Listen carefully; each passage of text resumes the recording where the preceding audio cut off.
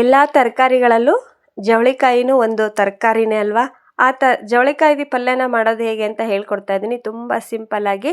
Hi, ಎಲ್ಲರಿಗೂ ನಮಸ್ಕಾರ. ಹೇಗಿದ್ದೀರಿ? ಚೆನ್ನಾಗಿದ್ದೀರಾ? ನಾನು ಕೂಡ ಚೆನ್ನಾಗಿದ್ದೀನಿ. ನೀವು ಚೆನ್ನಾಗಿದ್ದೀರಾ ಅಂತ ಅಂದ್ಕೊಂಡಿದ್ದೀನಿ. Welcome to my Banashankari all in one ಚಾನಲ್ಗೆ. ಬನ್ನಿ ಫ್ರೆಂಡ್ಸ್, ಇವತ್ತು ಯಾವ ಥರ ಚವಳಿಕಾಯಿ ಪಲ್ಯ ಮಾಡೋದಂತ ತೋರಿಸ್ಕೊಂಡು ಬಂದುಬಿಡ್ತೀನಿ.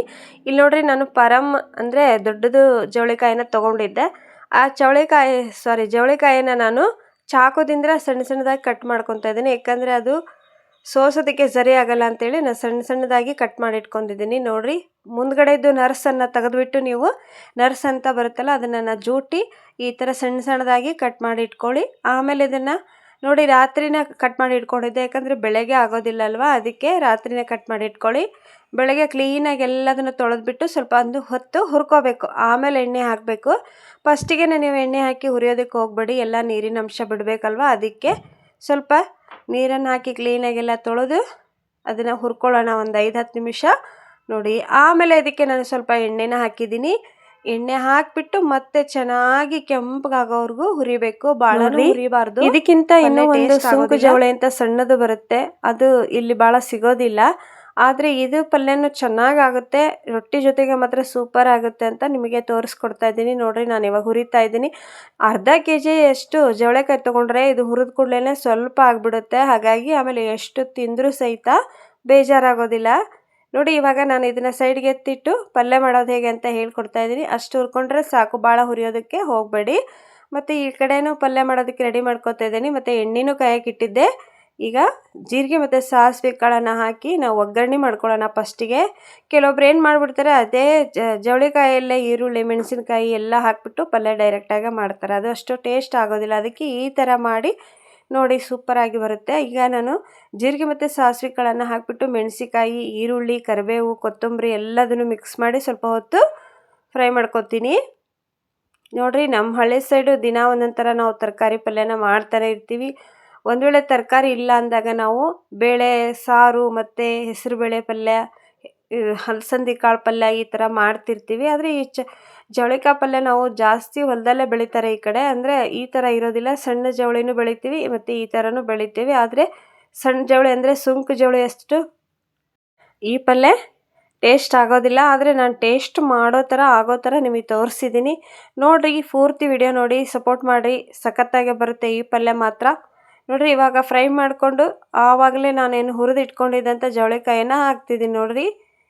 ನೋಡಿ, ಇದನ್ನು ಮಾಡಿ ಕೊಡಿ. ನೀವು ಒಂದು ಎಕ್ಸ್ಟ್ರಾ ರೊಟ್ಟಿನೇ ತಿಂತಾರೆ ಇನ್ನೂ ಇಸ್ಕೊಂಡು, ಅಷ್ಟೊಂದು ಚೆನ್ನಾಗಾಗಿರುತ್ತೆ ಈ ಪಲ್ಯ.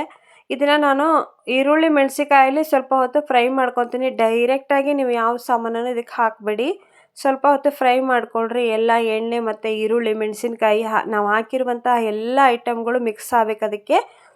ಆಮೇಲೆ ಅದಕ್ಕೆ ಏನು ಹಾಕಬೇಕಂತ ನಿಮಗೆ ತೋರಿಸ್ತೀನಿ. ಸ್ವಲ್ಪ ಹುಣಸೆ ರಸನ ಹಾಕಬೇಕು. ಹುಣಸೆ ರಸ ಹಾಕೋದ್ರಿಂದ ಪಲ್ಯ ಟೇಸ್ಟ್ ಬರುತ್ತೆ. ನೋಡಿ, ಸ್ವಲ್ಪನೇ ಹಾಕಿ, ಮತ್ತು ಭಾಳ ಹಾಕೋದಕ್ಕೆ ಹೋಗ್ಬಿಡಿ. ಸ್ವಲ್ಪ ಹುಣಸೆ ರಸನ ಹಾಕಿ ಮತ್ತೆ ಎಲ್ಲ ಮಿಕ್ಸ್ ಮಾಡ್ಕೊಳ್ಳಿ. ಮಿಕ್ಸ್ ಆಗಬೇಕದು ಪಲ್ಯ. ಇದಕ್ಕೆ ಮಾತ್ರ ನೀರನ್ನು ಮುಟ್ಟಿಸ್ಲೇಬಾರ್ದು ಫ್ರೆಂಡ್ಸ್. ನೀರು ಹಾಕ್ತೇನೆ ನೀವು ಜವಳಿಕಾಯಿ ಪಲ್ಯ ಮಾಡಿ ನೋಡಿರಿ, ಸಖತ್ತಾಗೆ ಬರ್ತೈತಿ.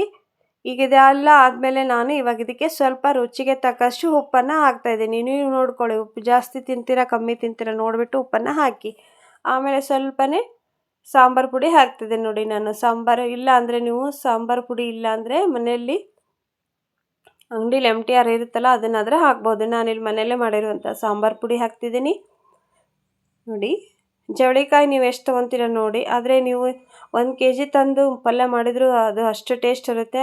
ಒಂದೇ ಒಂದು ರೊಟ್ಟಿ ಜೊತೆ ಒಂದೇ ಊಟಕ್ಕೆ ಖಾಲಿ ಮಾಡಿಬಿಡ್ತಾರೆ. ಮತ್ತು ಸ್ವಲ್ಪ ಬೆಲ್ಲ ಹಾಕಿದ್ದೀನಿ. ನೋಡಿ, ಇನ್ನೊಂದ್ಸಲ ಹೇಳ್ತೀನಿ, ಹುರಿದಿರೋಂಥ ಜವಳಿಕಾಯಿಯನ್ನು ಮತ್ತೆ ಒಗ್ಗರಣೆ ಮಾಡಿಬಿಟ್ಟು, ಅಂದರೆ ಈರುಳ್ಳಿ ಮೆಣಸಿನ್ಕಾಯಿ ಹಾಕಿ ನಾವು ಮತ್ತೆ ಒಗ್ಗರಣೆ ಮಾಡಿ ಒಗ್ಗರಣೆಗೆ ಹಾಕ್ಕೋಬೇಕು.